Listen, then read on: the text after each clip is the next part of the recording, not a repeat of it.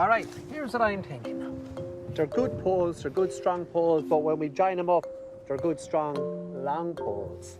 Can we put these in here and suspend them up, tie them all out and put our tarp up over them? Do you think you could do that? Yeah. Do you think you could do that? Yeah. I think so.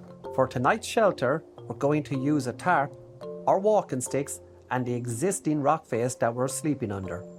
Firstly, we're going to tie our walking sticks together to get the correct height and length. Then we're going to jam the extended sticks into the crevices on the rock and into the ground, creating a frame. We can then hang our tarp over the frame before pegging to the ground. So what we're going to do is we're going to start with a clove hitch. And this is a very popular but very tight knot. You see the way it crosses when it comes around? Bring it back over and just lift up that little loop. And you see when you pull it tight, this is underneath those. Pull it tight and that should keep that in place, all right? Do they look good? Yeah. Do you think you could manage about 14 of them? Yeah.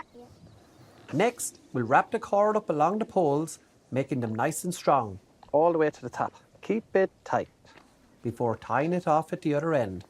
We need to make more of these. Can you try making one? Yeah. Okay. So do you want to grab 2 more poles? Like if we have that in here, there's a really good distance, isn't it? That's super good. You got to tie a lash in here also, okay? It looks cozy. Yeah, where did I put that rock? Pretty nice. The sticks look like they're gonna hold. Looking forward to see the final camp when it's all done. Look at that. That's really tight. This is great view from here. I'm not the best at knots. All I do is push the rope through the holes and hope for the best. I'm going to be so comfortable sleeping here tonight. Yeah, John. I'm going to throw this over to you. You want to take it over that end?